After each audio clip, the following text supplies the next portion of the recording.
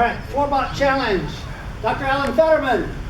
So, as robots have gotten bigger, we have decided the table is no longer enough for us. So we have a whole bunch of robots that are outdoor robots, but there seems to be a gap for robots that live inside a floor. So camp has been very generous with refurbishing Nidos and giving them to many members. Yay. So 3 or 5 years ago, we sort of have a spin-off group called SV-ROS, which I'm one of the coordinators of. And that's because Greg Maxwell, on the way out of town, said, "Hey Alan, you want to take over?" And I said, "Let me think about it." And I never said yes, but so, you know, I get stuck with a $50 bill every year, so I pay that. Anyway, a FloorBot is a robot that lives on the floor. And the advantage is, if it falls down, it doesn't fall down very far. I don't know who's done the floor. I've done the FloorBot challenge phase 1. Phase 1 is go from one end of the room, and one end of an obstacle, turn around and go back to where you came from. I did that I think I did it at the last challenge meeting. I don't know if anyone else has a FloorBot certificate. I've done phase 1 in FloorBot. Okay, so Camp's done phase 1. I didn't get a certificate. We haven't really defined what phase 2 is. Yeah, we have. Find an object in the room. Find an object. I happen to have little orange traffic cones, so that would be a good object. But again, we don't define what the object is. And phase 3 would be to get an object Get the object. and return it, pick it up and move it someplace. But I thought maybe another version of phase Technically, 3, it's fetch the object. fetch the object. I thought a version of phase 3 or maybe phase 4 would be an indoor version of Robo Magellan, where we'd have like 3 traffic cones, maybe 3 cones of different colors. And at the beginning of the contest, say the order has to be red, blue, green. And if someone can do that, that would be a phase 4. Does anyone have a FloorBot they want to show? I do. So basically, I went back and forth, and I've got the Nido bot back there with the Raspberry Pi, and it's running the Ubiquity image with the bot back package. And if you're interested in this sort of stuff, I invite you to come to the penultimate Wednesday. We meet at the Shop.Build in, where is that, Santa Clara? Santa Clara, San Jose, somewhere, anyway. Baker Nexus in Sunnyvale. Everybody's on the mailing list, yes? Mailing list is where you get all the information. I'm sorry, Bill? Maker Nexus in Sunnyvale. Excuse me. Maker Nexus in Sunnyvale. Thank you, Bill Spanler. Okay, so our mailing list is where you keep track of all this information. So what you're seeing on this screen now is ROS, Robot Operating System, and it's running on a Raspberry Pi, and it's running in the BotVac, which is a robot vacuum cleaner, okay? Full disclosure, I work at Nido Robotics. The BotVac is as good a trainer for ROS as the standard trainer, the TurtleBot. TurtleBot sets you back $550. You could buy used refurbed BotVacs for $200, and it cleans the floor.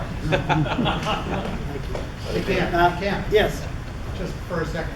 If you bring a robot and you do one of the challenges, you get one of these really cool certificates. Look at that. Look at that. Well done. Keep trying, Cam. We'll get you one. Thank you. I'm working at it. Bear with me. Yeah. Can we get a picture of him? Yeah.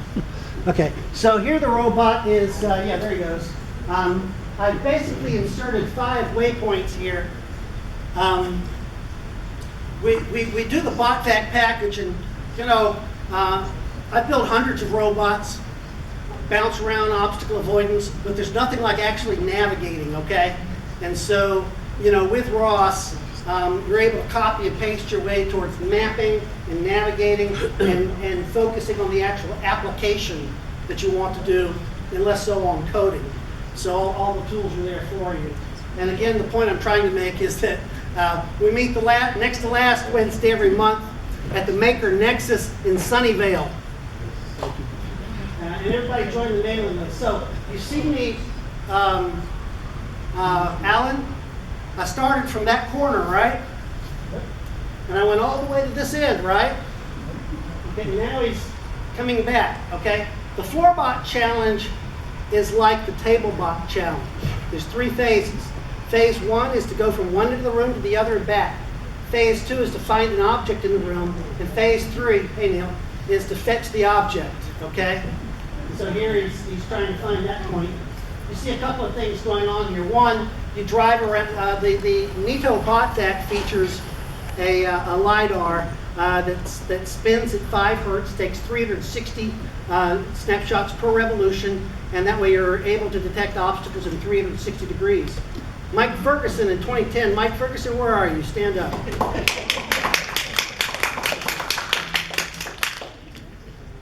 Wrote the Nito package, and he basically made a driver that took our API that drives wheels, read the decoder, read the LiDAR scans, and hoist that up into a variable space where the ROS wrapper, if you will, takes that information and plugs it up in all the things that are ROS. Ooh, I hope I'm not stuck here. Things like RViz. RViz is ROS Visualizer.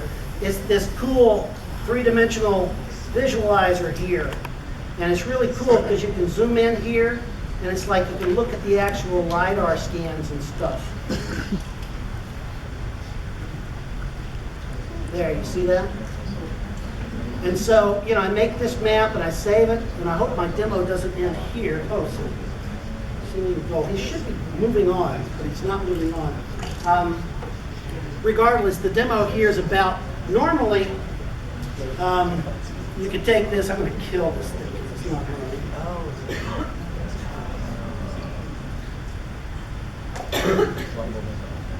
Close terminal. And let's go back to RViz.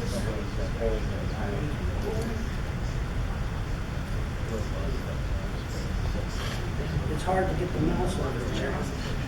Yeah. Oh, I know. There it is.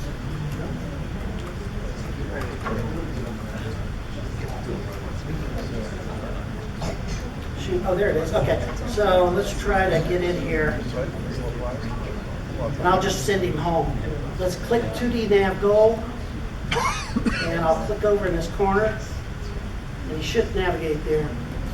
I didn't quite get phase 1 there. But anyways, you get the idea. Am I going to the wrong end? Yes. Actually.